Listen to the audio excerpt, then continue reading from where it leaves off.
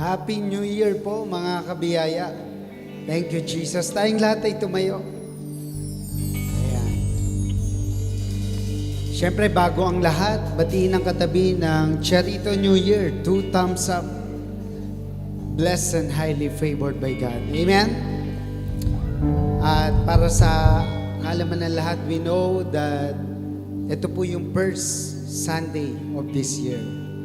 At kalooban po ng Panginoon na ang kanyang mga anak ay matagpuan sa kanyang panambahan sa unang araw ng linggo. Amen? Dahil alam po natin na ang nagtawid po sa atin sa taong ito ay ang biyaya ng Diyos. Amen?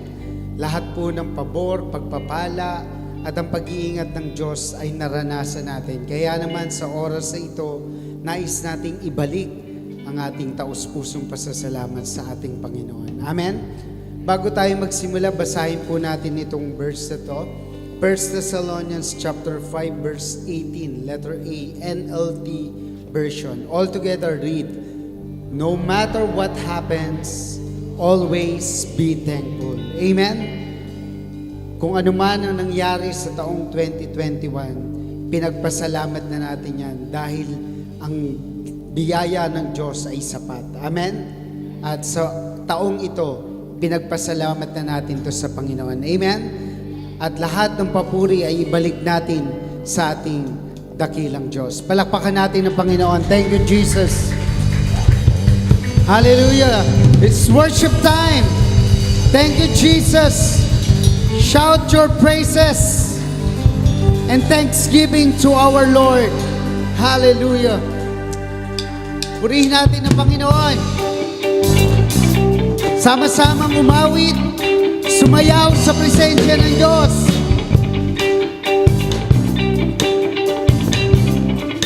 Masarap umindak sa presensya ng Diyos.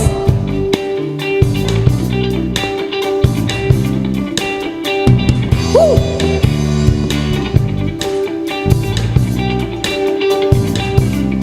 Sama-sama umawit. Napakabuti ng ating Diyos, di siya nagbabago. Napakabuti ng ating Diyos, di siya nagkukulang. Itaas ang ngalan niya, lahat ng nilikha. Napakabuti nga ng ating Diyos. Sama-sama, sumayaw tayo sa presensya ng Diyos. Woo! Salamat o Diyos. Minsan pa, napakabuti ng ating Diyos, di siya nagbabago. Napakabuti ng ating Diyos, di siya nagkukulang. Itaas ang ngalan niya, lahat ng nilikha. Napakabuti nga ng ating Diyos. Ang nais ko'y magpasalamat sa ating Diyos. Ang nais ko'y magpuri, itaas ang ngalan ni Jesus.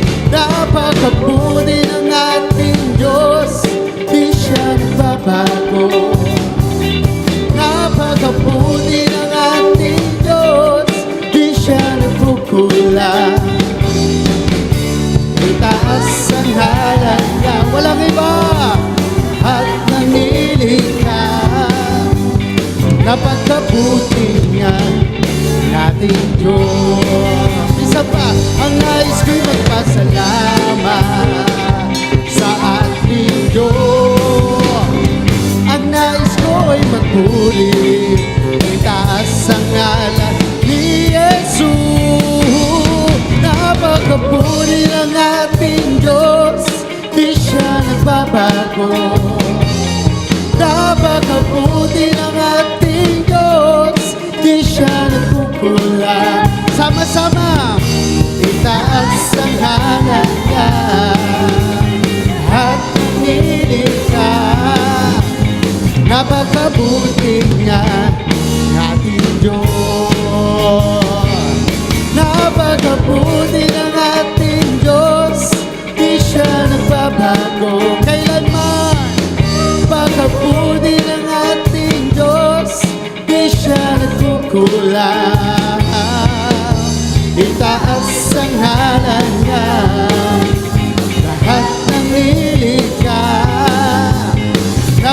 Napakabutingan ng ating Diyos. Itaas ang halad niya at nanilikap. Napakabuti nga, napakabuti nga, napakabuti nga ng ating Diyos.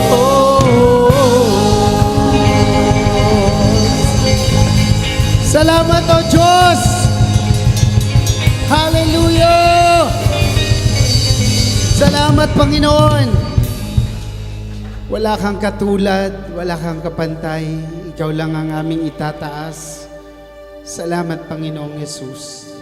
At sa aming kalagitnaan, Panginoon, ang biyaya mo lang ang magniningning sa aming mga buhay. Unay Panginoon na kami lahat ay nag-uumapaw ang aming pasasalamat Panginoon at ang biyaya mo na patuloy na dumadaloy sa amin ay makikita at mararamdaman ng tao. At lahat ng ito ay magbibigay ng kapurihan sa iyo, O Diyos. Purihin ka, Panginoon. Salamat sa iyo, Diyos.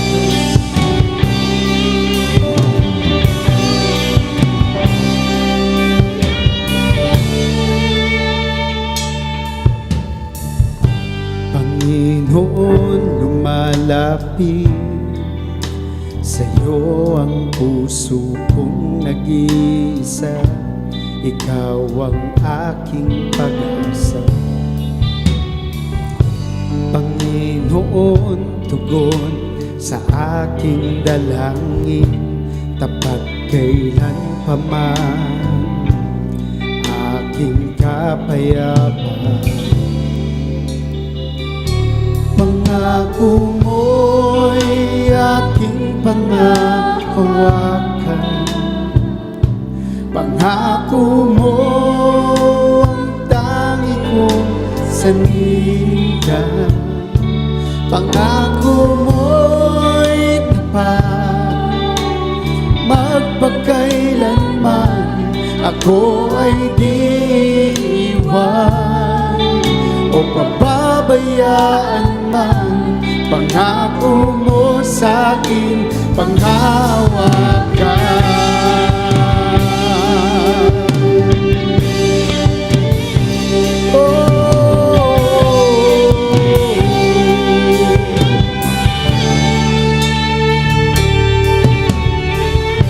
Panginoon, lumalapit sa'yo ang puso kong nag-iisa.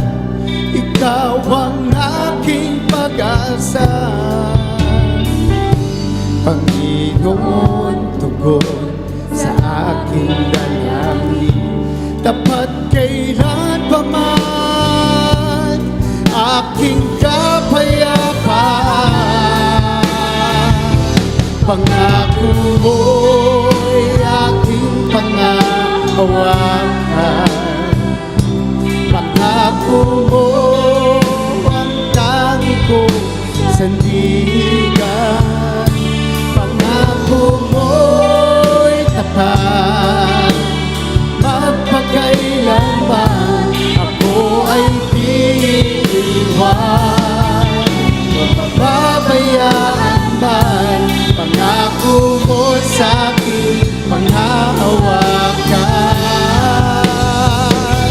Pangako mo'y aking panghahawakan. Pangako mo ang tangi kong sandigan.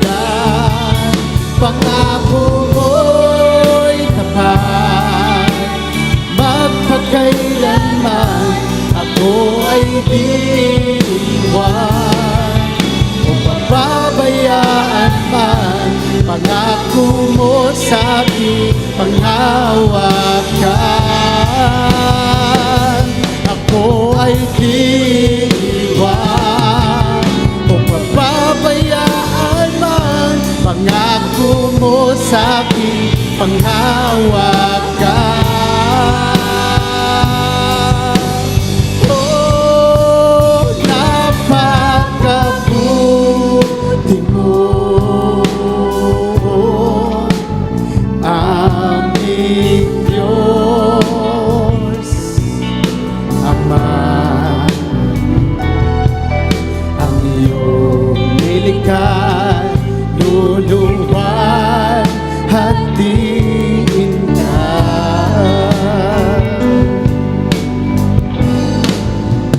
napakabuti mo.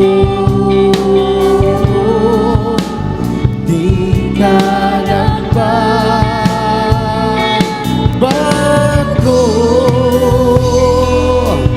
Noon, ngayon, kailan pa man, sa buhay ko tapat.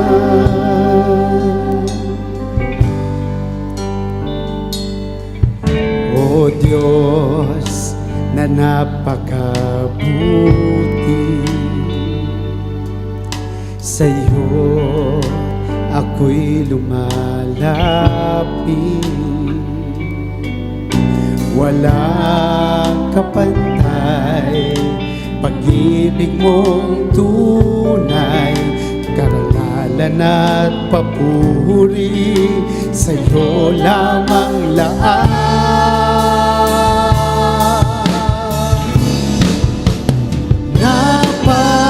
Napakabuti mo, aming Diyos Ama. Ang iyong bilikay, luluwan at tingnan. Oh, napakabuti mo. Di ka nagbabago.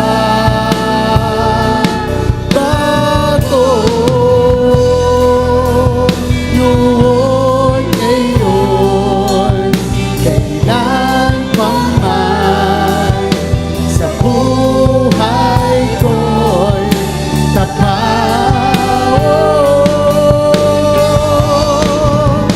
Napakabuti mo, aming Diyos.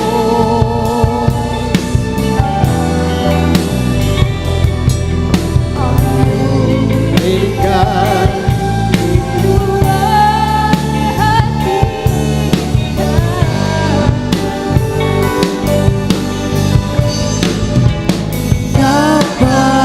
napakabuti mo. Di ka nagbabago.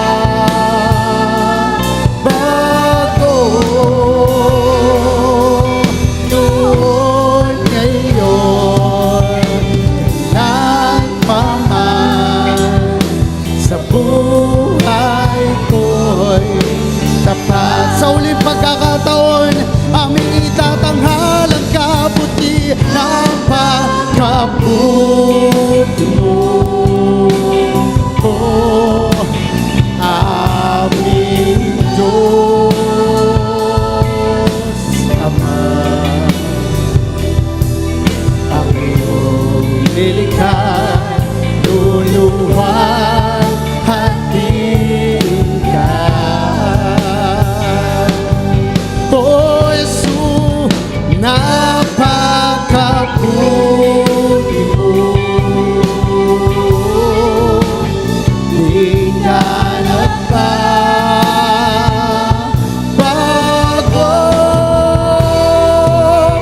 Noon, ngayon, kailan pa man, sa buhay ko'y tapat. Noon, ngayon, kailan pa man, sa buhay ko'y tapat.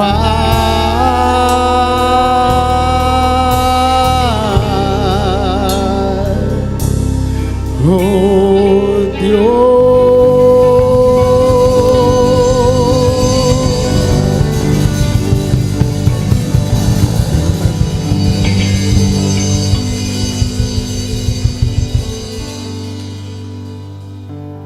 Salamat, O Diyos.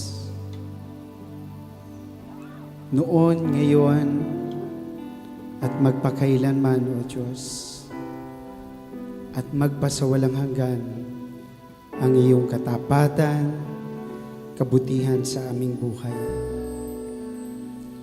Sa iyong mga pangako aming pinangahawakan, dahil ikaw ay tapat na Diyos na binabantayan mo ang lahat ng iyong mga salita, ang iyong mga pangako na ito'y matutupad. Salamat dahil ito'y tinupad mo sa krus ng Kalbaryo. At dahil dito, lahat ng iyong mga salita ay pwede naming panghawakan at angkinin. Salamat o Diyos, wala kang kapantay, wala kang katulad. Ikaw ang Diyos na nag-iisang Diyos, na karapat-dapat sa lahat ng papuri, pasasalamat at pagsamba. Panginoon, salamat po sa buhay na walang hanggan. Salamat sa regalo ng kaligtasan. Salamat sa kagalingan. Salamat sa pabor at pagpapala. Salamat po maging sa lahat ng mga tao na pinaligid mo sa aming buhay. Salamat po sa iglesyang ito, Panginoon. Salamat sa aming tagapagturo. Salamat po, Panginoon, na kung saan siya po ay ginamit mo upang kami ay lumago sa iyong biyaya.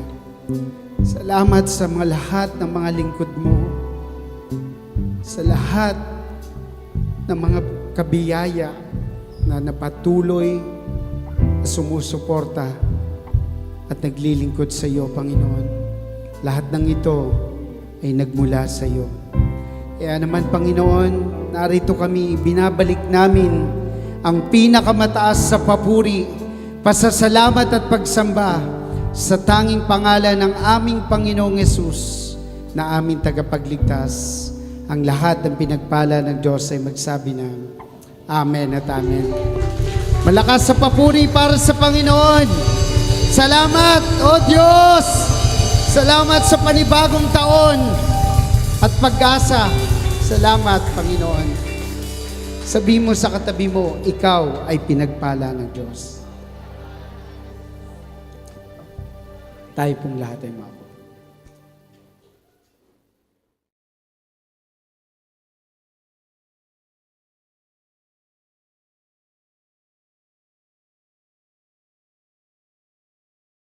Good morning. Happy New Year. Let's give the Lord a clap of praise. Hallelujah. Everybody shout, praise the Lord. Praise the Lord. Hallelujah. Hallelujah. I am Charito. I am blessed and highly favored.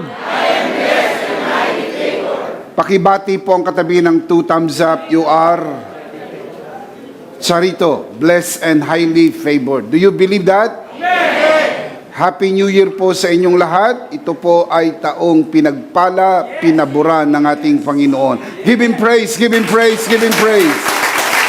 Come on, make a joyful noise to God. Make His praise glorious, for the Lord our God is awesome. Come on, give Him praise. We praise you, Lord. We honor you, Lord. Woo! Hallelujah! Give Him praise, give Him praise, give Him praise. Thank you, Jesus. Thank you, Jesus. Everybody shout, praise the Lord. Praise the Lord. Happy New Year po sa lahat ng ating mga kabiyaya. At maging sa mga nanonood sa broadcast po na ito, Happy New Year 2022. Itinawid po tayo ng Panginoon sa bagong taon at ang biyaya ng Diyos ay mamamalagi magpakailan, kailan paman. Palakpakan si Lord. Hallelujah. Praise God. Praise God, praise God, praise God. Magandang umaga, magandang hapon, magandang gabi, mga kabiyaya. Anumang oras po nyo napapanood ang broadcast po na ito. Ako po si Bishop Emmy. Ito po ang worship online ng The Lord's Community at EMI Community. And if you are watching this broadcast for the first time, please like and follow us on Facebook. Over 100,000 people follow us on Facebook. Please join us and experience the difference. When you follow us on Facebook, don't forget to click the Zippers button and turn on your notification. And if not asking too much, and I know it's not, please subscribe to EMI channel at YouTube. Prepare your communion elements because at the end of this message, we will together do a Holy Communion. Tayo po'y naniniwala sa kapangyarihan ng tinapos na gawa ni Kristo sa krus ng Kalbaryo. Sama-sama po tayong magkukomunyon. Ihanda po ninyo ang inyong communion elements dyan po sa inyong mga pribadong tahanan. At sama-sama po nating idideklara ang tinapos na gawa ng Panginoon na sa pamagitan ng kanyang nabubong dugo, pinaniniwalaan po natin na tayo po'y pinatawad na ng Panginoon. Sa pamagitan ng kanyang bugbog na katawan, tayo po'y pinagaling na ng Panginoon. And if you are watching this broadcast and you are sick in your body, let me just encourage you, today is your healing day. Can we say that together? Today is your healing day. At para po sa lahat ng mga kabiyaya na narito sa bulwagang ito, kung kayo po'y naparitong mayroong karamdaman, let me just encourage you. Also, today is your healing day. Can we say this together? Today is my healing day. One more time. Today is my healing day. Out loud. Today is my healing day. Na bakit po mahalaga na atin pong ideklara, today is my healing day. Ang sabi ng Panginoon, anuman ang narinig ko na sinabi ninyo, siyang gagawin ko sa inyo. As surely as the Lord lives, He will do to us what He has heard us confess and declare. Kaya dinideklara po natin ngayon, hindi po bukas, ngayon ang araw ng iyong kagalingan. Palakpakan si Lord. Hallelujah! Thank you, Jesus. Let me also encourage you to worship the Lord with your offering. As it is written, honor the Lord with your wealth. Proverbs chapter 3, verse 9. At the latter part of this broadcast, we will let you know how you can easily give your offering. Palagi ko po itong sinasabi sa inyo mga kabiyaya, tuwing linggo ng pagbibigay sa gawain ng Panginoon ay hindi po pagbibigay ng contribution. Hindi po pagbibigay ng donasyon, hindi pagbibigay ng ayuda, lalo't higit hindi po pagbibigay ng limos. Ang pagbibigay sa gawain ng Panginoon ay pagsamba. Ang tawag po ng Biblia dito ay pagsamba. Genesis chapter 22, the Bible calls it worship. Giving is worship unto the Lord. That is why we ask you to worship the Lord with your offering. You are not just watching a broadcast. You're worshiping the Lord with us, and giving is an integral part of your worship. As the Apostle Paul writes, each man should give what he has decided in his heart to give, not reluctantly or under compulsion, for God loves a all together. God loves a God loves a cheerful giver. 2 Corinthians chapter 9 verse 7. Palaging tandaan, walang maliit na halaga na hindi makakatulong. Lahat ng halaga, maliit man o malaki, ay mahalaga at makakatulong. Ang pagbibigay sa gawain ng Panginoon ay dapat bukal sa puso, kusang loob, at hindi napipilitan. Just to let you know from our hearts here at EMI, thank you for giving to the Lord. Thank you for joining us today. Thank you for watching this grace-filled and life-changing broadcast. Also, thank you from the bottom of our hearts for inviting your friends and sharing this broadcast. Much, much appreciated. Before we dive into the pool of spiritual learning today, just to let you know, if you are near our worship center here at the very entrance of NLEX, Valenzuela exit, Paso de Blas, Valenzuela City, we would like to extend this invitation to you. Kayo po ang aming kausap. mga nanonood sa broadcast na ito. Please join us in one of our 4 services here at EMI Center. 6 a.m., 8 a.m., 10 a.m., and 3 p.m. Come and be blessed. Come, join us, and experience the difference. Let's give the Lord a clap of praise. Hallelujah. Everybody shout, praise the Lord. Praise the Lord. Everybody shout, hallelujah. Hallelujah. Thank you so much for joining us today via EMI online broadcast. Maraming salamat din po mga kabiyaya na tayo po ay nagkita-kita sa araw na ito, dito po sa bulwagang ito. Narito ang presensya ng ating Panginoon. Palakpakan si Lord. Hallelujah! Are you happy today? Are you excited today? This is the day the Lord has made. We will rejoice and be glad in it. Weeping may last through the night, but joy comes in the morning. This is a beautiful day. We're going to continue our series on the Bible Explains Part 27. And today we're going to talk about how to have a fresh start with faith. Let's commit this first to the Lord. Let us pray. Our dearest Father in heaven, we are so very thankful for how you have gathered us today. Thank you so much, Lord, for you are with us. Thank you for the wonderful time of praise and worship. Thank you that you inhabit the praises of your people. We commit to you this learning time as we always do, and even as we always pray. Everything that will be said and done only for your glory and for the blessing of everyone. This we pray, Father, only in the name of your Son, our Lord and Savior, Jesus Christ, by the power of the Holy Spirit. And everybody would just simply say, Amen and amen. Give him praise. Hallelujah. Thank you, Jesus. How to have a fresh start with faith.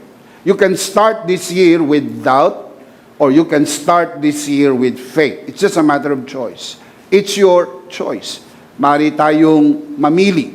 Pwedeng simulan ng taon ng may pananampalataya, pwede ring simulan ang taon ng nag-aalinlangan. Ang pinakatamang pagpipilian, mga kapatid, ay piliin nating magsimula sa pananampalataya. How to have a fresh start with faith. Now, it is important for us to realize, mga kapatid, na doon sa mga nanonood sa broadcast po na ito, maaaring iniisip po nila, paano ko nga sisimulan ang taon na ito? Maraming mga tao ang bagabag dahil po sa nangyari nung nakaraang taon, o mga nangyari po sa maraming mga nakaraang taon.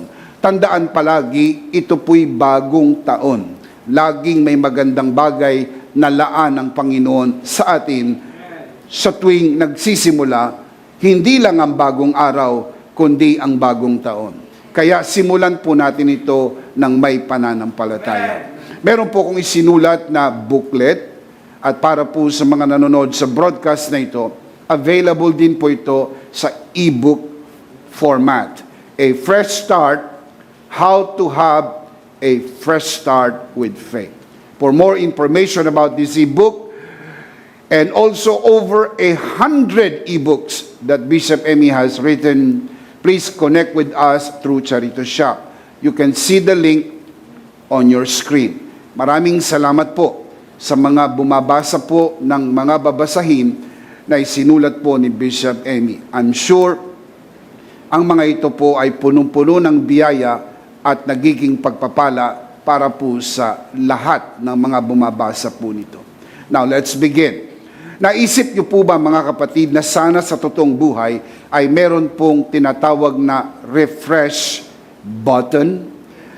Ito po ay isang uri ng pindutan or button na kapag ka pinush mo, lahat ay bumabalik sa simula. Kumbaga, kung ikaw ay nasa computer at parang nagka-clog o parang naghahang o parang nagbabaper at parang hindi alam ng computer, sa dami ng commands na ibinigay mo, hindi niya alam kung anong uunahin, kaya naghahang o nagka-clog yung mga info na pumapasok sa yung desktop o sa yung laptop o sa yung computer system. And then all you have to do is just push the refresh button at bumabalik po uli sa simula. Sana merong ganyan, na kapag nakaranas po tayo ng panlulumo, panghihina, parang nawawala na tayo ng lakas ng loob, magpatuloy, tayo po ay nasaktan sa maraming mga pangyayari nung nakalipas na taon, pindutin lang sana natin yung refresh button and everything is gonna be alright. Sa totoo, wala pong refresh button sa buhay na pipindutin mo lang at ganun kabilis, babalik ka sa ulirat ng buhay. Pero sa pananampalataya, pwede po nating pagganahin ang pananampalataya at anuman ang ating haharapin sa taong ito, palaging tandaan, hindi po tayo kailangan mapanghinaan ng loob dahil gaano man kataas ang bundok, gaano man kalakas ang bagyo, laging dakila ang biyaya ng ating Panginoon. Give Him praise. Hallelujah. Maraming mga tao ang parang pakiramdam nila gusto ng sumuko sa buhay. Do you ever feel like quitting? You don't have to. Sabi po ng Bible sa Psalms 145 verse 14, God gives a hand to those down on their luck, gives a fresh start to those ready to quit. Kaya kung ikaw ay kasama doon sa mga parang gusto mo nang sumuko sa buhay, wag, you don't have to. Don't quit. Don't give up. Don't surrender. Don't throw in the towel. Never say die. Never quit. Because grace is greater than all. Sa araw na ito, merong mensahe ang Panginoon para sa iyo. Kung nararamdaman mo na parang gusto mong sumuko sa buhay, ang sinasabi sa iyo ng Panginoon, huwag kang sumuko. Merong biyayang laan para sa iyo. Palakpakan si Lord. Hallelujah! Amen. Can you say amen? Amen. Psalms chapter 92 verse 10, the psalmist writes, But my horn shall thou exalt like the horn of a unicorn. I shall be anointed with fresh oil. I shall be anointed with fresh oil. Mga kapatid, mayroon pong bagong taon, mayroon pong bagong pag-asa. Sapagkat naniniwala po tayo, lumipas na ang magdamag at narito ang bagong umaga. Remember, weeping may last through the night, but joy comes when? In the morning. Alam niyo po ba kung kailan nagtapos ang inyong kahapon? Your yesterday ended last night. And today is a new day. You know what the Bible tells us? That God's faithfulness is new every morning. Great is God's faithfulness. They are new every morning. Shout amen. Shout amen. Give Him praise. Hallelujah. Praise God. Praise God. I sense God's presence in this place. It's so wonderful. Great is your faithfulness, O Lord, and they are new every morning. The question is how to make a fresh start. How to have a fresh start. Paano ba, Bishop, magsimula ng bago sa taon na ito? Hindi mo alam kung ano mga taon na aming pinagdaanan. Marami sa amin ang sugatan. May mga mahal kami sa buhay na hindi na inabot ng taong ito. May mga mahal kami sa buhay na tinamaan ng COVID-19. Hindi naging ganun kasaya ang aming Pasko. Ang iba'y nagpasko na kulang na ang pamilya. Ang iba'y nagpasko na o nagbagong taon na hindi na kompleto ang pamilya. Iba walang trabaho, ang iba ay walang bahay, lalo na po sa mga kababayan po natin na inabot ng bagyong Odette sa gawing Visayas at ilang bahagi ng Mindanao. Ang iba po ay nagpasko at nagbagong taon sa ospital.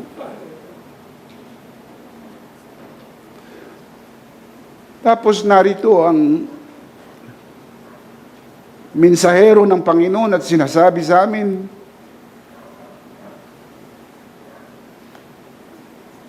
pwede kami magsimula ng bago. Lord, teach us how to have a fresh start. I believe we can have. Do you believe we can have a fresh start? Yes. I believe we can have. That is why it is important to listen to what God has to say to us. Anong gustong sabihin ng Panginoon sa atin? So we can face this new year with confidence. Because the mountains may be so big and so high, but it will and they will never be bigger than the grace of God. Malakas ang unos, nariyan na naman ang mga banta ng pagsubok, pero laging tandaan, dakilang biyaya ng Panginoon. Give Him praise for that. Hallelujah. Thank you, Jesus. We need to start by faith. Everything must be by faith. It should be in faith, it should be with faith, it should be through faith, it should be by faith. Why? Because the Bible tells us in Romans 14:23, for anything that is not of faith is sin. Our relationship with God is by faith. Without faith, it is impossible to connect with God. Without faith, it is impossible to please God, meaning connect with God. Ang relasyon natin sa Diyos ay sa pamagitan lang ng pananampalataya. Kaya dapat lahat ay sa pamagitan ng pananampalataya. Ang ating kaligtasan ay sa pamagitan ng pananampalataya. Our salvation comes by grace through faith. Ephesians chapter 2, verse 8 to 9. And even our faith in itself is a gift from God. It is also a grace in its purest form. Yung biyaya ng Diyos, hindi lang kaligtasan, pati yung pananampalataya para tanggapin ang biyaya ng kaligtasan ay biyaya rin ng Diyos. Even our service to God, yung ating paglilingkod sa Panginoon, na nagagawa din natin dahil sa biyaya ng Diyos, sapagkat sa totoo lang, niligtas tayo ng Panginoon at nung tayo niligtas tayo at tayo naglilingkod sa Panginoon at maging ating paglilingkod ay biyaya rin ng Diyos. Yung talino, galing, husay, at maging ang mga kaloob na bigay ng Diyos sa atin na ginagamit natin sa paglilingkod ay biyaya rin po ng Diyos. Tulad ng sinasabi po sa banal na kasulatan sa Ephesians chapter 2 verse 10 as well as 1 Thessalonians chapter 1 verse 3. Faith is never an option with regards to our relationship with God. It is very, very important. The Bible says, without faith, it is impossible to please God. The word please there, yorestos, meaning connect with God. There is no way you can connect with God without faith. God is spirit, and the only way we can connect with God is through our spirit. You cannot connect with God using your 5 natural senses. Faith is the 6th sense. This is the only way we can connect with God. The only way we can receive God's word. The only way we can apply God's word is by faith. That is why it is important to start the year with faith. Mayroong pananampalataya. Walking by faith is not walking by your natural senses. 2 Corinthians 5:7 reminds us that we need to walk by faith and not by sight. Hindi po yung ating nakikita. Hindi yung ating nararamdaman. Maring iba yung ating nakikita. Maring iba yung ating nararamdaman. Pag tinignan mo ang iyong katawan, ang tingin mo mayroon kang karamdaman. Pag pinakiramdaman mo ang iyong katawan, ang sabi ng iyong pakiramdam, mayroon kang karamdaman. Pero pag tinignan mo ang salita ng Diyos, pinagaling ka na ng ating Panginoon. You are healed! You are healed! You are healed! The Bible says He was wounded for our transgressions, bruised for our iniquities. The chastisement of our peace was upon Him, and by His stripes we are healed. We walk by faith and not by sight. Sabi ng ibang mga tao, meron kang sakit. Ang sabi ng iyong pakiramdam, meron kang sakit. Ang sabi ng iyong mata, meron kang sakit. Ang sabi ng mata ng mga taong nakatingin sa iyo, meron kang sakit. Ang sabi ng salita ng Diyos, pinagaling ka na ng ating Panginoon. Pinagaling ka na ng ating Panginoon. Amen. Pag binuksan mo yung refrigerator mo, nakikita mo ay ice baby. Parang pakiramdam mo, hindi ka pinagpala, hindi ka pinaburan. Pag tinignan mo ang iyong damit, ito rin yung damit mo last year, wala kang bagong damit. Pag tinignan mo ang iyong sapatos, nakanganga at nagsasalita, palitan mo na ako. Pero hindi ka nakabili ng bagong sapatos. Hindi ka nakabili ng bagong damit. Kaya ang bulong ng diablo sa iyo, yan ba ang pinagpala? Yan ba ang pinaburan? Oo, tayuan mo ang salita ng Panginoon. Pinagpala ako, pinaburan ako, sapagkat ito ang sabi ng Biblia. Amen. We need to speak, we need to declare what we believe. Wala kang obligasyon bigkasin ng iyong bibig ang nakikita ng iyong mata at nararamdaman ng iyong katawan. Hayaan mo pong magsawa ang mata sa pagtingin sa kanyang nakikita, sapagkat ang nakikita ay pansamantala, ang hindi nakikita ay pangwalang hanggan. We believe what we believe in our hearts, not what we see with our eyes. Shout amen. Everybody shout, I am Charito. I am blessed and highly favored. I am saved. I am forgiven. I am healed. I am blessed. Give Him praise, give Him praise, give Him praise. Woo! Hallelujah! Shout amen. We walk by faith and not by sight. Can you say amen? Ang sinabi ng Panginoong Hesus doon po sa tatay, nung pong batang inaalihan ng demonyo at mayroong malubhang karamdaman. Mark chapter 9 verse 23. Jesus said to the father of this sick boy, if you can, everything is possible for him who believes. Kung kaya mong maniwala, sabi ni Jesus doon sa tatay, kung kaya mong maniwala, if you can believe, everything is possible for him who believes.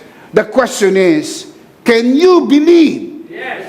Can we believe? Yes. Kasi sabi ni Jesus, kung kaya mong maniwala, ang tanong, kaya ba nating maniwala? Yes. Kaya, sapagkat nasa atin ang pananampalataya ng Diyos. Amen. You have the faith of God inside your born-again spirit. Wala tayong sapat na pananampalatayang sa ganang atin. Wala tayong pananampalatayang sa atin. Ang pananampalataya po ay supernatural.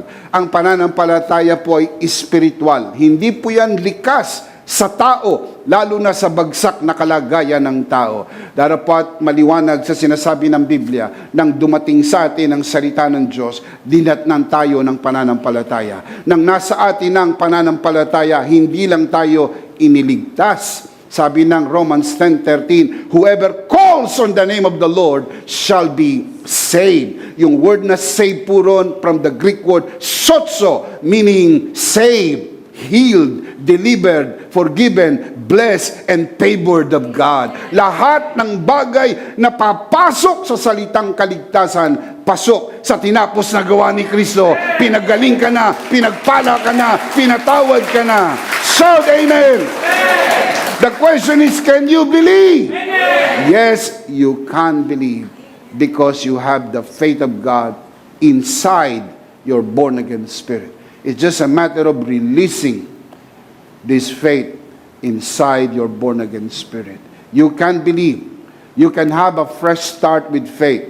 Itong taon na ito, kaya nating simula ng taon na ito ng may pananampalataya sapagkat sa totoo lang, naniniwala po tayo na tayo po ay pinagpala na at pinaburan ng ating Panginoon. Can you say amen? Amen. Jesus said, if you can, everything is possible for him who believes. How many believers we have today? Amen. Come on, raise your hand. Everybody say, I believe. I believe. I believe. I believe. Give him praise, give him praise, give him praise. Thank you, Jesus. Allow me to share with you today 5 principles using a biblical story on how to have a fresh start with faith. Gagamitin natin ang isang storya sa New Testament para balangkasin po ang 5 prinsipyong magagamit natin sa pagbagtas dito sa bagong taon na ito.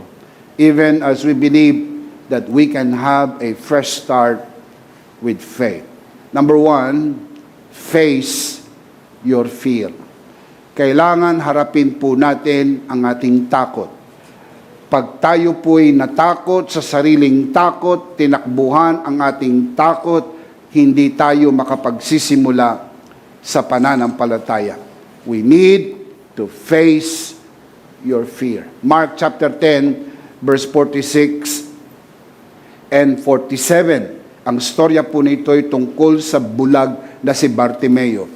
Then they came to Jericho as Jesus and his disciples together with a large crowd were leaving the city a blind man Bartimaeus. The son of Timaeus was sitting by the roadside begging. Ang storya po ay tungkol sa bulag na si Bartimeo. Siya po ay nakaupo sa tabi ng daan at si Jesus ay dadaan sa daan kung saan ang bulag na si Bartimeo ay nakaupo at namamalimos. Verse 47, when he, referring to Bartimaeus, heard that it was Jesus of Nazareth, he began to shout, Jesus, Son of David, have mercy on me. Nang kanyang marinig na si Jesus ay paparating na sa daan kung saan siya'y nakaupo, isang bulag at namamalimos. Hindi po siya bingi, siya po'y bulag. Narinig niya, nagsisigawan ng mga tao, merong commotion, dadaan si Jesus, sumigaw siya ng malakas, Jesus! Anak ni David! Kahabagan mo ako. If you are going to make a fresh start this year with faith in your life, then you got to face your fear. You need to overcome your fear. Fear has an incredible ability to paralyze your potential and keep you from launching out with faith. Yung best potential mo para po sa taong ito at sa maraming taon ng iyong buhay ay hindi na po maipapanganak sapagkat ito po ay ia-abort ng nerbiyos at takot ng buhay. That is why you need to face your fear. Ang takot ay hindi galing sa Diyos. Maliwanag po yan sa 2 Timothy chapter 1 verse 7 that God has not given us the spirit of fear. Fear is very, very dangerous. Let me share this with you. 3 things fear do to our lives. May mga ginagawa ang nerbiyos at takot sa buhay natin. Number 1, fear makes us skeptical. Ano po ang ibig sabihin ng skeptical? Afraid of trying anything new. Takot kang sumubok ng bago. Yung nerbiyos na galing po sa nakalipas na taon, baon-baon mo pagpasok ng bagong taon at ayaw mo nang subukan ang mga bagong bagay. Remember, every new year is filled with potential, filled with possibility, and filled with opportunities. Pero hindi mo yan may experience dahil ikaw ay natatakot, naninervyos, subukan ang mga bagong bagay. Maraming bagay na pinangarap mong subukan sa taon na ito. Yung iba gustong sumubok ng bagong trabaho, gustong sumubok ng bagong negosyo. Ang iba gustong sumubok manligaw sapagkat na-nervyos na siya sa maraming taon na puro busted. Ang sabi niya, gusto ko naman sumubok. Pero ang bulong sa kanya ng kahinaan ng loob, huwag ka nang sumubok. Madadagdagan pa ang listahan ng mga nag-busted sa'yo. Pero lakasan mo ang iyong loob. Bagong taon na naman, meron kang bagong simula. Yes! You try. Malay mo, ito na ang taon. Malay mo, mawalan ka ng malay. Malay mo, ito na ang magandang simula para sa iyo. Pero you have to try. Remember, you have to try. My personal philosophy in life is very, very clear. Ako po ay naniniwala, mga kapatid. This is just me, Bishop Emmy. I would rather see myself fail because I tried than I fail to try at all. Yan po ang filosofiya po ni Bishop Emmy. Mas gusto kong makita ang sarili ko na nabigo pero sumubok kaysa ako ay nabigo na sumubok. Gusto kong subukan. Sapagkat naniniwala ko, walang hindi kayang gawin ng mga naniniwala sa ating Panginoon. You better believe, all things are possible with God. If you believe. Do you believe? How many believers we have? Come on, say, I believe. Palakpakan si Lord, I believe. Amen. Remember the old adage, if you always do what you always did, you will always get what you always got. Ang taong mangmang ay ang taong umaasa ng ibang resulta sa paulit-ulit na dati niyang ginagawa. You better try new things. Kaya lang, pag ikaw ay puro ng nervyos, you become skeptical. Number 2, selfish. Ang tao pong matatakutin ay makasarili. Afraid of committing yourself to someone or something. Takot na mag-commit. Maring nabigo siya. Noong nakaraang taon, merong nakasugat ng kanyang damdamin. Pinaasa siya. Parang nawala na siya ng lakas ng loob para sa taong ito na sumubok ng bagong relasyon. Sumubok ng bagong hamon sa buhay. I tell you, don't be selfish. May mga taong ayaw sa iyo, pero may mga taong gusto rin sa iyo. May mga taong nag-reject sa iyo, pero hindi lahat ng tao i-reject ka. Remember, kung tanggihan ka ng buong mundo, hindi ka tatanggihan ng ating Panginoon. Laging mahal ka ng ating Panginoon. Amen. Amen. You must commit yourself to someone or even to something. Masaya ang buhay kapag may kasama. Always remember, nilikha ng Diyos ang tao, laging may kasama. Ayaw ng Diyos na ikaw ay nag-iisa. Kung feeling mo nag-iisa ka, mali ka. Kasama mo ang Panginoon. Hindi ka kailanman nag-iisa. Palakpakan si Lord. Hallelujah. Amen. May mga taong nangangailangan sa iyo at may mga taong kailangan mo rin. Maraming mga tao ang kontento na nasa online na lang at nanonood. You better commit yourself to a local church. Be part of a local church. Commit yourself to the work of God. Gamitin mo ang iyong talento, talino, husay at galing na maipaglingkod mo sa isang iglesyang lokal na ikaw ay bahagi upang ikaw ay lumago sa iyong paglilingkod sa Panginoon. The Bible says, for none of us lives to himself alone. Romans chapter 14, verse 7. As the old adage says, no man is an island. Laging kailangan natin ang bawat isa. Si Bishop Emmy kasama si Pastor Joe, lagi naming sinasabi, kailangan po namin kayo.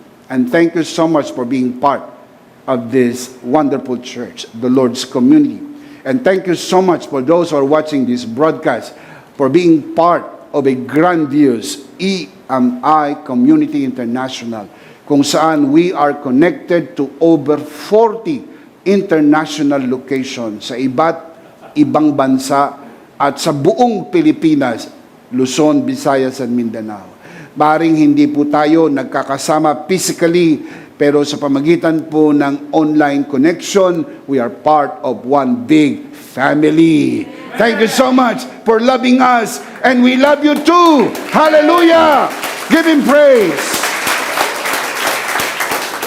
Can you say amen? Amen. Kailangan nating ilagay sa isip na tayo po, mga kapatid, ay bahagi ng isang malaking pamilya. Number 1, skeptical. Number 2, selfish. Number 3, fear makes you short-sighted.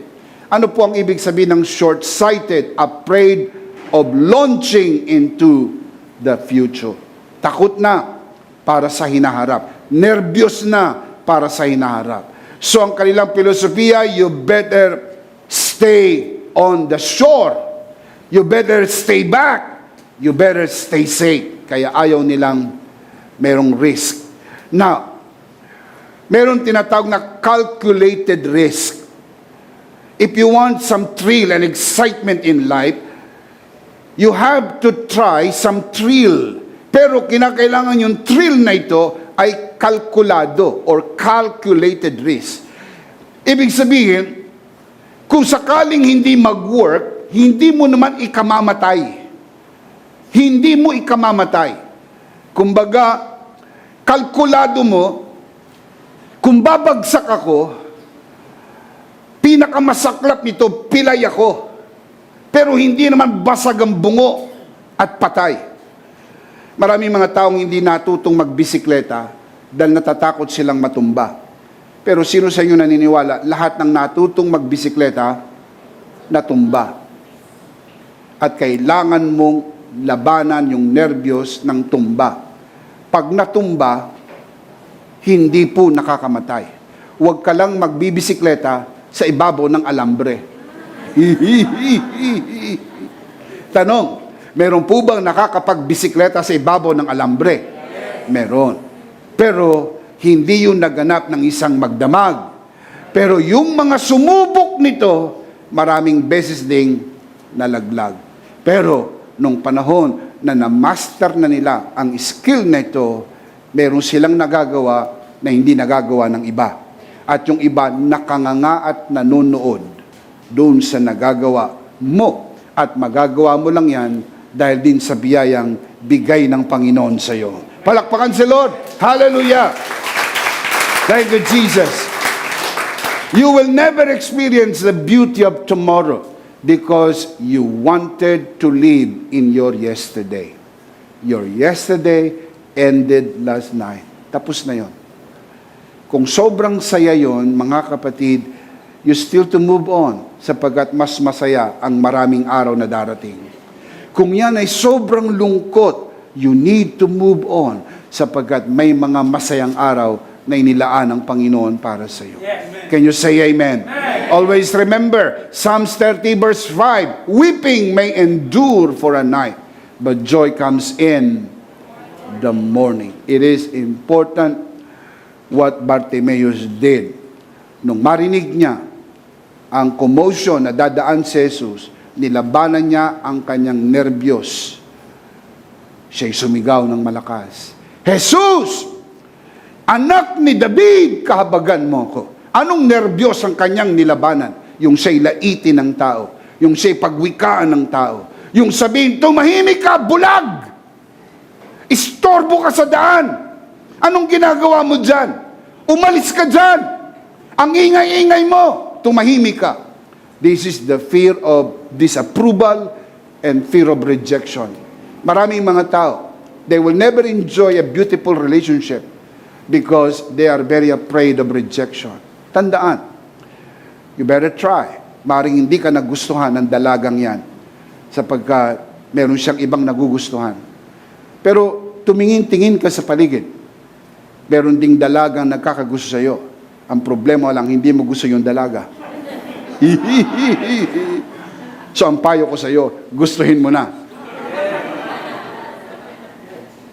Dahil yan lang ang nagkakagusto sa iyo.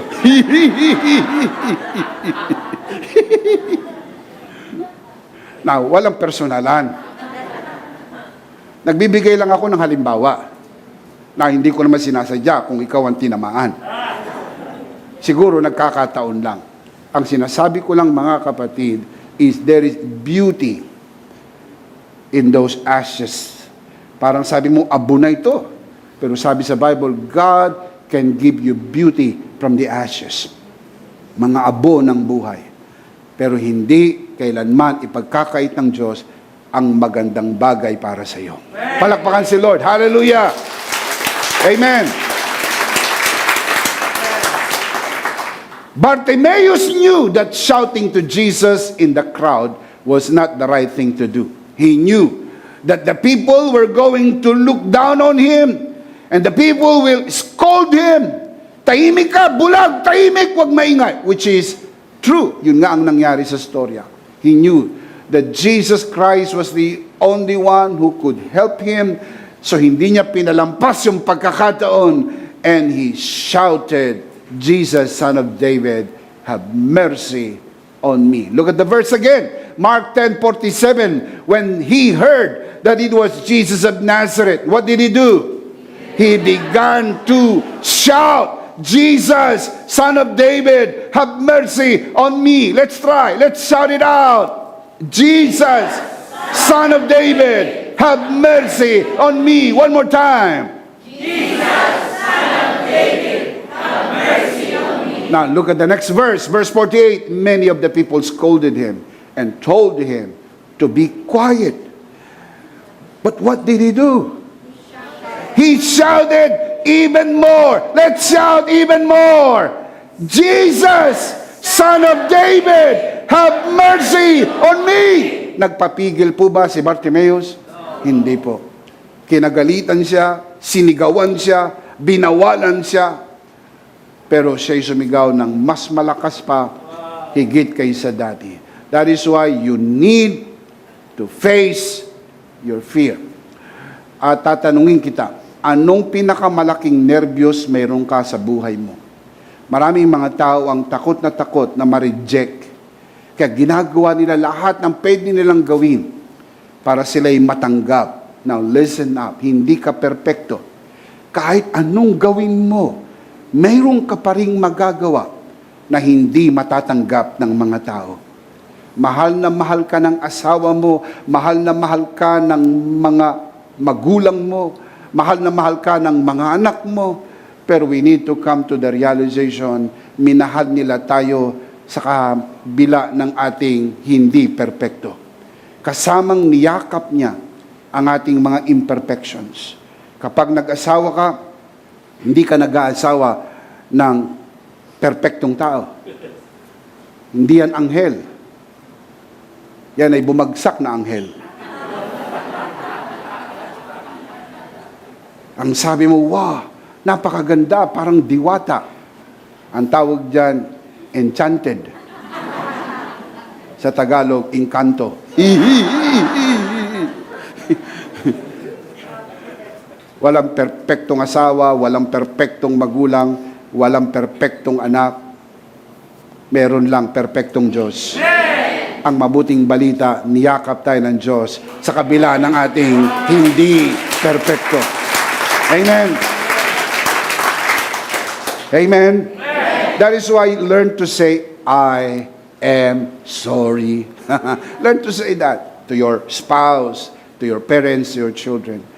If you push the wrong button, you say the wrong word, you crack the wrong jokes, nagpatawa ka, kumakain kayo sa pamilya, nagpatawa ka, walang tumatawa. Yung nanay mo nagubad ng postiso. Gusto kang kagatin ng kanyang gilagid sapagkat yung patawa mo hindi nakakatawa. Nasaktan yung tatay mo, nasaktan yung bunso nyo, nasaktan yung kapatid mo. Oh, what do? Ang iba mo, kapatid, tatayo, magmamaktol, magkukulong sa kwarto at order ng McDo. Listen, say, I'm sorry. Sorry. Hindi, wrong joke. And then, the family stays together. Amen? Relationship stays together. Wag tayong mamuhay sa nervyos na i-reject tayo. Hindi lahat ng ating patawa ay nakakatawa. Di ba may mga patawa na nagpaplakda? Kala mo maganda yung patawa mo, pero hindi nakakatawa para sa iba. Kala mo maganda yung sinabi mo, hindi maganda sa iba. And then you try to get their approval. No. Kahit anong gawin mo, people will reject you. Some, not all. Some people will reject you, but God will never reject you. Amen? Now look at Proverbs 29:25. The fear of human opinion disables. Trusting in God protects you from that. Kaya kailangan ilagay sa isip, ano sasabihin ng tao? Ano sasabihin ng tao? Ano sasabihin ng tao? Kapag lagi mong iniisip ko, ano sasabihin ng mga tao, masira ulo mo. Just do the right thing. Wala akong pakialam kung ano sasabihin ng ibang tao. May pakialam lang ako sa sinasabi ng ibang tao kung mali ang ginagawa ko. Pero kung tama yung ginagawa mo, ano man ang sabihin ng tao, wala kang pakialam. Sapagat hindi po sila ang magsasabi kung ano ang tama. Alam mo ang tama at ang Diyos ang magsasabi kung tama ang ginagawa mo. And you have to live from the fear of human opinions. Number 1, you need to face your fear. Remember that. Number 2, release your faith. You need to release your faith. Meron ka ng faith inside your born-again spirit. That is why you need to release your faith. Faith is everything in our relationship with God. Always remember, our relationship with God begins with faith, continues in faith, and will culminate in faith. Faith ends when we see Jesus face to face. Dahil ang playground ng faith is what we do not see. Sa langit po, hindi na natin kailangan ng faith. Dito lang po kailangan ng faith. Kasi yung pananampalataya nakatutok sa hindi nakikita. Makikita na natin siya ng mukhaan pagdating natin sa langit. So you do not need faith when you see. Faith is only needed when you do not see. Remember, faith is a substance of things hoped for, the evidence of things not seen. That is why faith works when you believe on the things that you do not see. Hindi mo nakikita. 1 Peter chapter 1 verse 18 tells us. Now let's go back to the story. Mark chapter 10 verse 46 to 47. When he heard that it was Jesus of Nazareth, he began to shout, Jesus, son of David, have mercy on me. Verse 48. Many of the people scolded him and told him to be quiet. And what did Bartimaeus do? He shouted even more loudly, Son of David, have mercy on me. How did Bartimaeus release his faith? It is important. Paano ni-release ni Bartimaeus ang kanyang pananampalataya? Because we can learn from that and we can release our faith. He released his faith by shouting, saying something, opening his mouth. He shouted out, Jesus, Son of David, have mercy on me. Bartimaeus believed that Jesus is the Son of David. And anong implication po niyan? He believed that Jesus is the Messiah because the Messiah is the Son of David. Luke chapter 1 verse 31 to 33. That is why when Bartimaeus shouted, Jesus, Son of David, he was shouting in actuality, Jesus, you are the Messiah. Have mercy on me. The Messiah. HaMashiach. Have mercy on me. Now, hindi po sapat maniwala sa puso. Kailangan bigkasin ng bibig. It is important to believe in your heart and you have to confess what you believe in your heart. Now look at Romans 10 verse 10. For it is with your heart that you believe and are justified, and it is with your mouth that you confess and are saved. When are you saved? Not the moment you just believe. You believe and you confess, then you are saved. It is not enough to believe in your heart. It is the beginning. You believe in your heart, and what do you do next? Confess with your mouth. You say it out loud. Jesus is my Lord and my Savior. I accept you into my heart. I believe that you died and rose from the dead and you are alive forevermore. Jesus, you are my Lord and Savior. Thank you for dying on the cross for me. Confess with your mouth what you believe in your heart. I want to say that again. Confess with your mouth what you believe in your heart. Naniwala po ba si Bartimeus na si Jesus ang makapagpapagaling sa kanya? Kaya siya sumigaw, Jesus, anak ni David, kahabagan mo ako. Now, the second law of faith says, faith speaks. You will have what you say. Faith speaks. You will have what you say. That's why you have to learn how faith operates. It's a law, like the law of gravity. It's a natural law. The law of gravity works. The same with the spiritual law of faith. It works. You say it. Faith speaks. You will have what you say. Let me show you the basis of it. Mark 11:23. For as surely I say to you, whoever says to this mountain, be removed and be cast into the sea, and does not doubt in his heart, but believes that those things he says, present tense, he says, he speaks, will be done, and he will have whatever he says. Look at the last line. He will have whatever he says.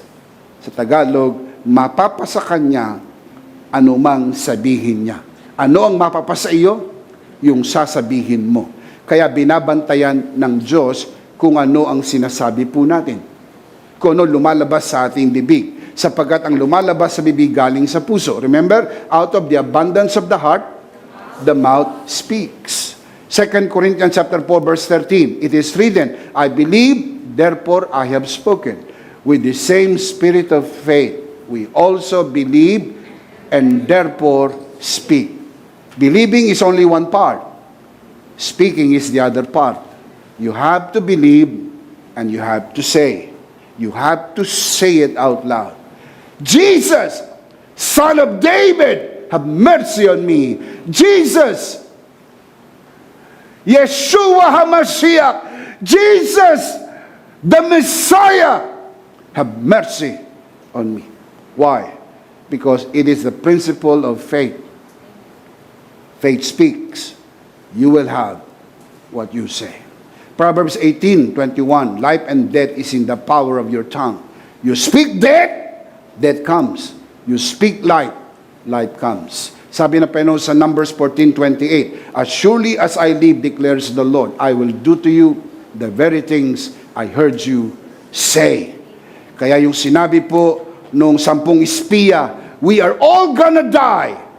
Hindi lang po yung 10 espiya ang namatay. Lahat ng naniwala doon sa 10 espiya na nagmanman doon po sa Cades Barnea for 40 days. When they came back, they gave the report and said, we cannot go up.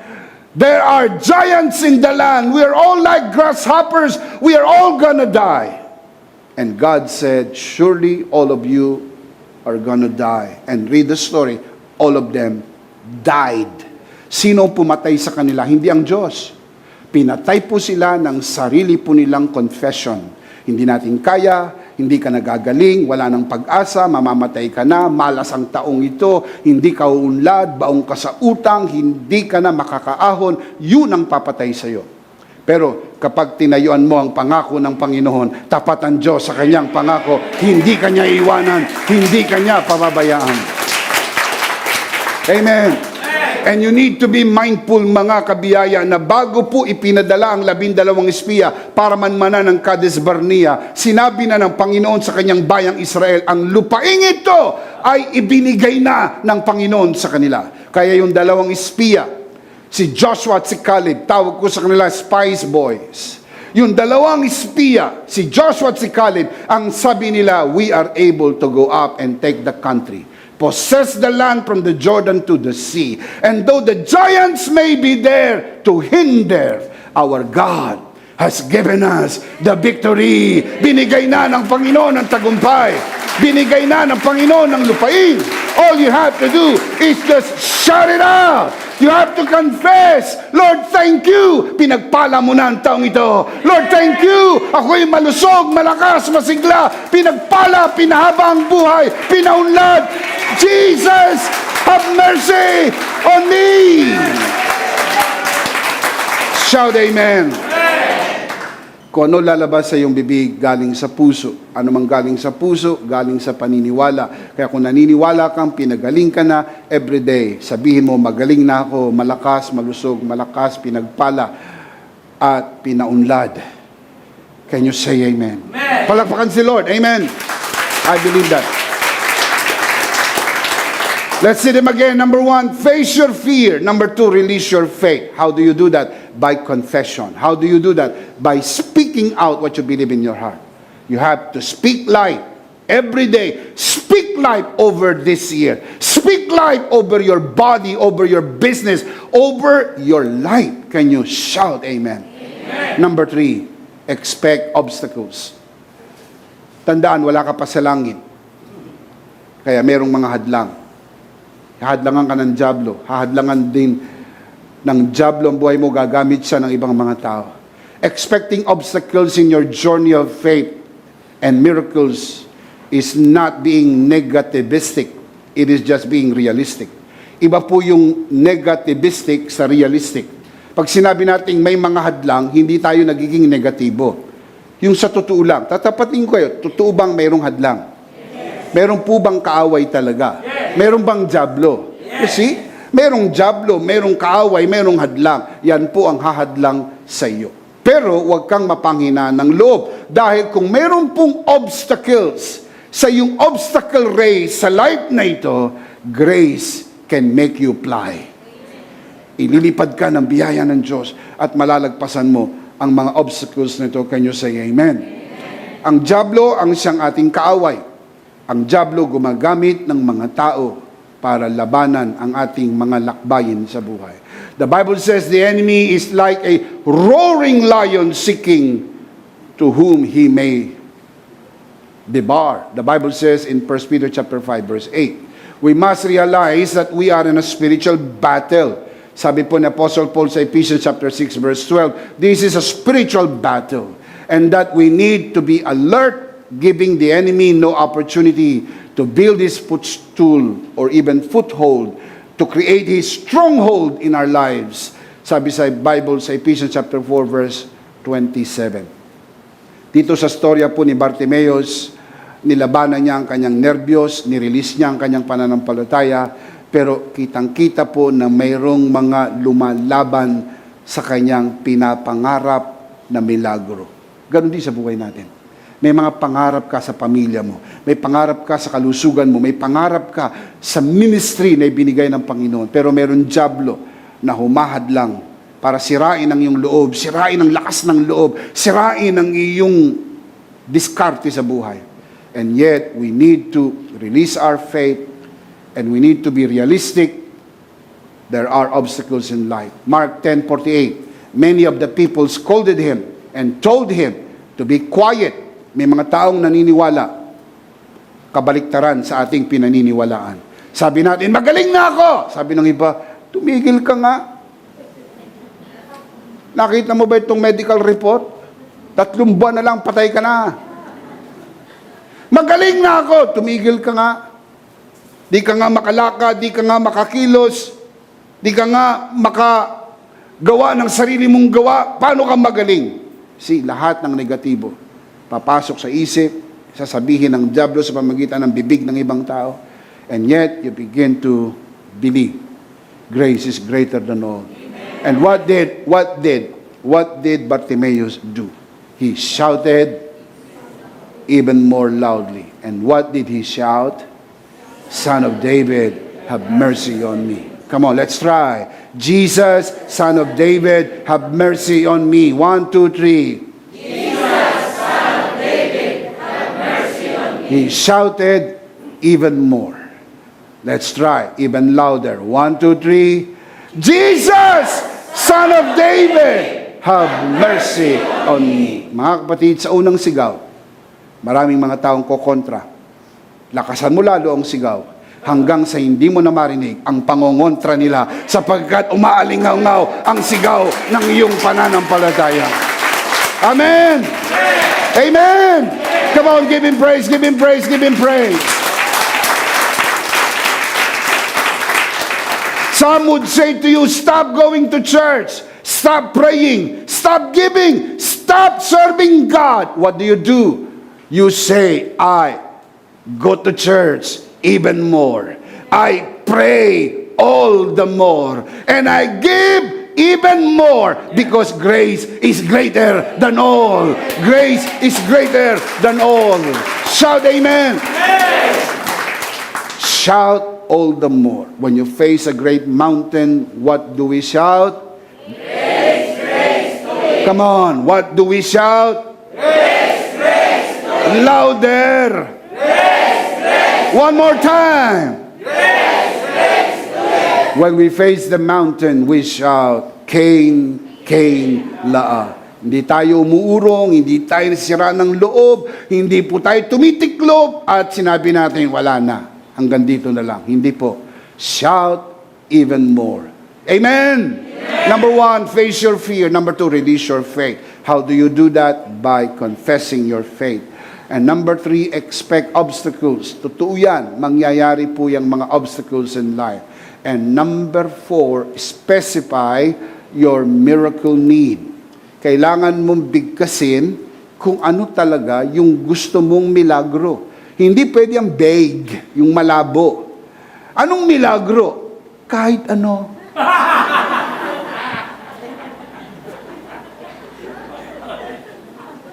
Anong trabaho? Basta magkapera.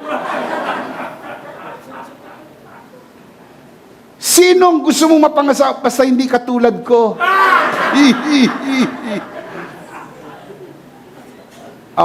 You need to be very specific.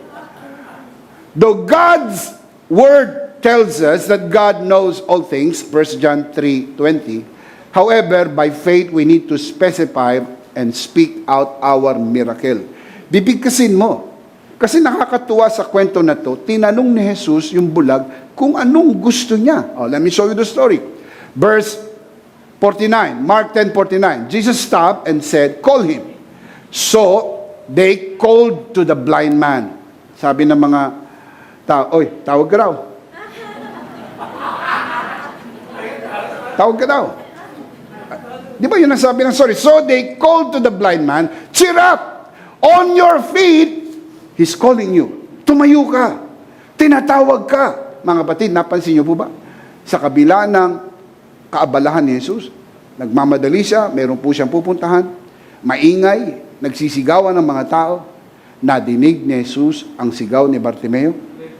Di ba nakaka-comfort isipin na kahit abalang-abala ang Diyos sa langit ng pagtatayo ng bahay ng kanyang mga anak, kapag may anak na sumigaw, tumitigil ang Diyos sa kanyang ginagawa at sinasabi, anak, anong gusto mo? Ganyan tayo kamahal ng Ama. Wow! Hallelujah! Amen! Verse 50, throwing his cloak aside, tinapon niya ang kanyang balabal. Mahalaga yon. Kasi yung balabal na yon, ID yun eh. Bigay ng gobyerno yon para malamang ikaw ay totoong bulag. Kasi alam niyo, may nagbubulag-bulagan lang eh, para makahingi ng limos. Di ba? Para ikaw ay legit na bulag at obligado ang mga tao sa kanila na ang bulag, limusan.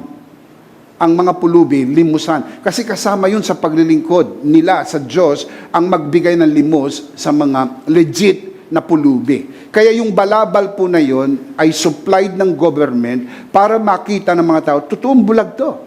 Pero nung tinawag siya ni Jesus, tinapon niya ang kanyang balabal. Ang ibig sabihin, hindi ko na kailangan ito. Ngayon na ang araw ng aking milagro. Shout amen! I don't need this anymore. Today is my miracle day. Today is my healing day. Shout amen. Verse 50, throwing his cloak aside, he jumped to his feet and came to Jesus. Verse 51, what do you want me to do for you? Strangely. Hindi ba kayo na intriga? Siyempre, ano ba ang kailangan ng bulag? Di ba? Obviously, anong kailangan ng bulag? Makakita. Bakit pa siya tinanong? What do you want me to do for you? Pwede rin itong itanong. Anong gusto mo? Hindi niya sinabing, iPhone.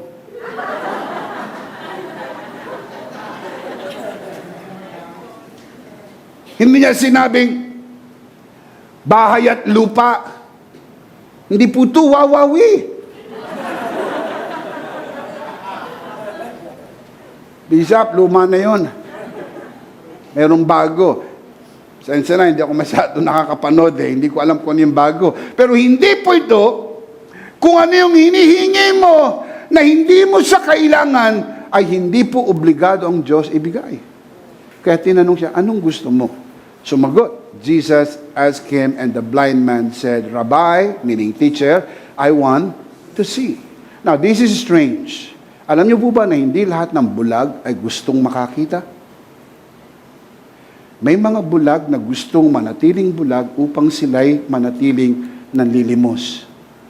Dahil kapag ikaw ay nakakita, magsisimulang maging normal ang buhay mo at ikaw ay magtrabaho. May mga taong ayaw magtrabaho, mas gusto po nila ang mabuhay sa limos. Alam niyo ba na may mga taong ayaw maniwala na sila'y pinagpala at pinaburan sapagkat gusto nila binubuhay na lang sila ng mga taong pinagpala at pinaburan. Tapos na po ang araw na tayo po ay palaging umaasa na lang sa bigay ng mga tao. Ito na ang panahon na ang Diyos pinapaagos niya na ang pagpapala sa iyo. Pinapadaloy niya ang pagpapala sa iyo. Shout amen. Hindi ikaw ang umaasa sa iba. Kung di mula sa iyo ay paapawin ng Diyos ang rumaragasang pagpapala at hindi lang ikaw ang tumatanggap ng pagpapala, ikaw na rin ay nagiging daluyan ng pagpapala, dumadaloy ang pagpapala ng Diyos sa buhay mo. Shout amen. So what do you really want? God is asking you this year. What do you want? Do you want an ounce or do you want a miracle? May mga taong gusto ng limos. May mga taong gustong mabuhay sa limos. O gusto mo ba ng milagro? I'm asking you a question. Do you want a miracle? Yes. How many of you want a miracle? Come on, raise your hand. Principle number 4, you have to specify it. You have to say it. What miracle do you want God to do for you this year? What miracle?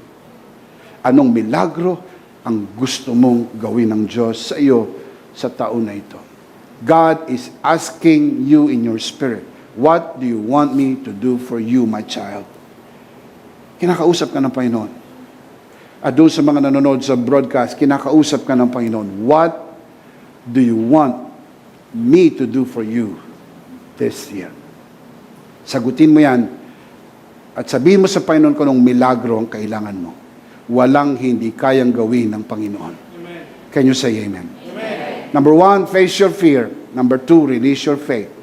Number 3, expect obstacles. Number 4, specify your miracle need. And number 5, hit the road with Jesus. Hit the road with Jesus. Anong ibig sabihin, Bishop, ng hit the road? The phrase hit the road is an idiomatic expression which simply means start a journey. Pag sinabing hit the road, start a journey with Jesus. You need to start a journey. Itong bagong taon na ito, start your journey with the Lord. Read the Bible as you have never read it before. Pray as you have never prayed before. Hit the journey. Hit the journey. Hit the road. And start a journey with the Lord. Mark 10:52. Go, said Jesus, your faith has healed you. Ano nagpagaling sa kanya? Ang kanyang pananampalataya. Immediately, he received his sight. And what did he do? Followed Jesus along the road. Bartimaeus followed Jesus along the road. Immediately, Bartimaeus received his sight and hit the road with Jesus. That is very important. Huwag makontento na nandun lang sa isang tabi, bulag at nabubuhay sa limos. Ngayon ang araw ng iyong milagro. Ngayon ang araw ng pagbabago. Serving God is the surest sign of genuine conversion. Remember, you are saved to serve. You don't serve to be saved. You serve because you are saved. Ang paglilingkod sa Panginoon ay bunga ng kaligtasan, hindi ugat. Ang kaligtasan ay biyaya. Ang paglilingkod ay bunga ng biyaya ng Diyos na naibigay sa iyong buhay. Ephesians chapter 2 verse 10. It is God Himself who has made us what we are and given us new lives from Christ Jesus. And long ages ago, He planned that we should spend these lives how? In helping others. Look up here, look at my eyes. Helping others won't save you. But if you are truly saved, you want to help others. Ang pagtulong sa kapwa ay hindi nakakapagligtas. Pero mga totoong ligtas, gustong tumulong sa kapwa. Ang paglilingkod sa Panginoon ay natural, katulad ng paghinga. Iniisip mo ba bang huminga? Hindi. Natural kang humihinga. Ang paglilingkod sa Diyos ay natural. Hindi mo iniisip, magsisimba ba ako sa linggo? Hindi. Hindi po.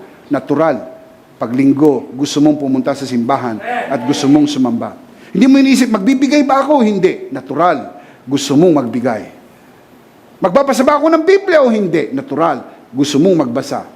Ikukwento ko ba itong aking karanasan sa ibang tao? Natural. Gusto mo ikwento ito sa lahat ng tao. Sapagkat serving the Lord comes out naturally as breathing. Patulad ng paghinga. Paglilingkod sa Diyos ay katulad ng paghinga. Pagpunta sa simbahan, paglilingkod, pagpupuri at pagsamba ay natural na natural sa iyo. Hindi mo na pinag-iisipan kusang lumalabas sapagkat gusto mo talagang maglingkod dahil patunayan, tutukang ligtas. Ikaw ay niligtas para maglingkod. Palakpakan si Lord. Hallelujah! Amen! Remember this principle, Matthew 12:33. Make a tree good, and its fruit will be good. Make a tree bad, and its fruit will be bad. For a tree is recognized how? By its fruit. Ang puno ay nakikilala sa kanyang bunga. Kaya kapag may bunga na mabuti, dahil ang puno ay mabuti. Pag ang bunga ay masama, dahil ang puno ay masama. May mabuting balita ako sa inyo. Tayo po'y ginawa ng Diyos mabuting puno. Sapagkat ang mabuting Diyos ay nasa atin, kaya ang bunga ay mabuti. Palakpakan si Lord. Hallelujah! Amen. My question is, are you truly saved? Are you following Jesus? Are you serving Jesus? The truth is, if you are truly saved, you follow Jesus and you serve Jesus. Naturally. Katulad ni Bartimeo, nang matanggap niya ang kanyang milagro, hindi sinabi ni Jesus, sumunod ka sa akin, o hindi, mabubulag ka uli. Did Jesus say that? No. Hindi siya tinakot. Sumunod ka sa akin. Kung hindi, mas masahol pa ang mangyayari sa iyo. Hindi ka lang magiging bulag, magiging bingi ka pa. At magiging lumpo kung hindi ka sumunod sa akin. Wala pong pananakot, walang pagbabanta. Nung matanggap niya ang milagro, siya po mga kapatid ay nagsimulang sumunod sa ating Panginoon. Can you say amen? Amen? When you begin to receive a miracle from God, it comes out naturally. You're truly saved, you truly follow Jesus, and you truly serve Jesus. Can you say amen? Amen? It is very important to put this in your mind. Let's see them again. 5 principles on how to have a fresh start with faith this year. Ready? Let's read them out loud. Malakas. Sit up straight. Fasten your seatbelt. This is the touchdown. Ready? Number 1. Face your fear. Number 2. Release your faith. Number 3. Step outside. Number 4. Specify your miracle need. And number 5. Hit the road with Jesus. And what is the key word there? Fresh. The big idea is, in Christ, I have a fresh start. Doon po sa mga nanonood sa broadcast na ito, I can just give you the word from the Lord. In Christ, you can have a fresh start.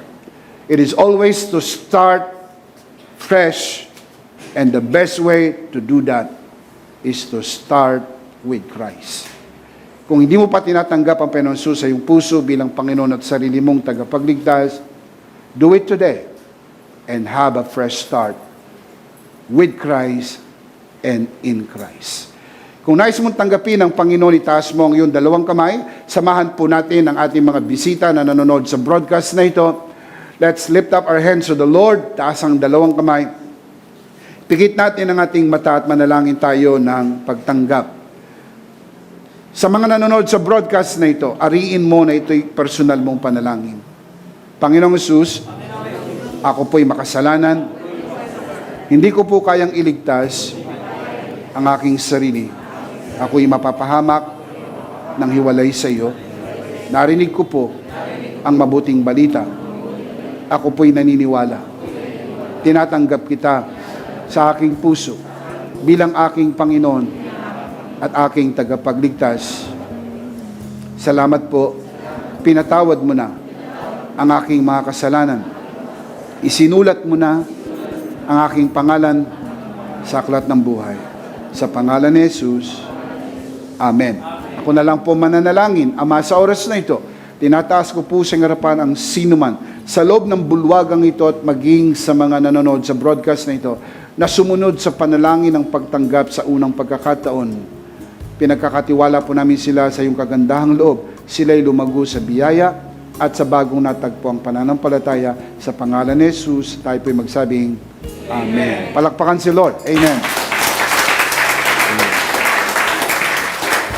Minsan pa, sabay-sabay, malakas. Ano po ang ating big idea?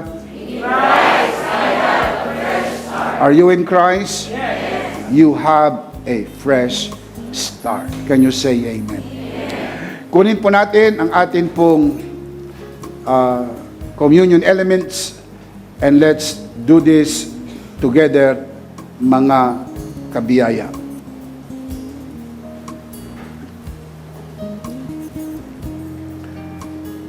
Let's do this together, mga kabiyaya. Hawak-hawak po natin ang pinakamakapangyarihang simbolo ng tinapos na gawa ni Kristo sa krus ng Kalbaryo. Ito ang aral na tinanggap ko sa Panginoon at ngayon naman ibinibigay ko sa inyo. Nang gabing siya pagkanuloy dumampot siya ng tinapay, kanyang pinagpirapiraso at kanyang sinabi, ito ang aking katawan na pinagpirapiraso dahil sa inyo. Gawin niyo to bilang pag-alaala sa akin. Sabay-sabay po natin gawin.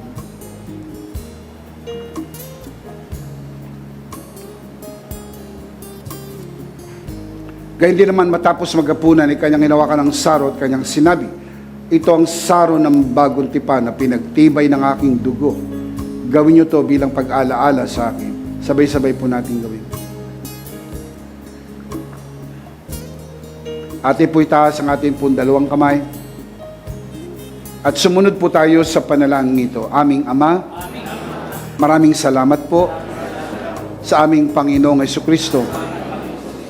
Panginoong Jesucristo, maraming salamat po sa iyong banal na dugo na iyong itinigis sa krus ng Kalbaryo. Dahil po dito, lahat ng aming kasalanan ay iyon ang pinatawad. Maraming salamat po sa iyong katawan na bugbog at nasugatan. Dahil po dito, lahat ng aming sakit ay iyon ang pinagaling. Gaya ng nasusulat, sa iyong mga sugat, ako'y magaling na. Ako'y naniniwala, ako'y magaling na. Aking idinideklara, ako'y magaling na. Ako'y malusog, malakas, masigla, pinagpala, pinaburan, at mabubuhay ng mahaba. Sa pangalan ni Jesus, maraming salamat po. Banal na Espiritu, sa iyong kapahayagan, sa mensahe ng biyaya. Sa pangalan ng Panginoong Jesus, Amen. Amen. Palakpakan natin si Lord. Come on, give Him praise. Minsan pa, malakas, sabay-sabay. Ano po ang ating big idea? In Christ, I In Christ, I have a fresh start. Are you in Christ? Definitely, you have a fresh start this year and in the many years of your life. Last of all, let me speak to your heart, you who are watching this broadcast. If this broadcast has blessed you, and if not asking too much, I would like you to bless this ministry with your love offering, so that together we can reach the world with the message of full grace. And from the bottom of our hearts, we say, thank you for giving to the Lord. We'll see you next Sunday, purposely on site, but definitely we'll see you online. Ako po si Bishop Emmy, kasama po si Pastor Jo at ang kabuuan ng The Lord's Community at EMI Broadcast. Maraming thank you. Stay a bit for more announcement. Stay safe, stay blessed, stay connected. Happy New Year, mga kabiyaya. Always remember, in Christ, you are Charito.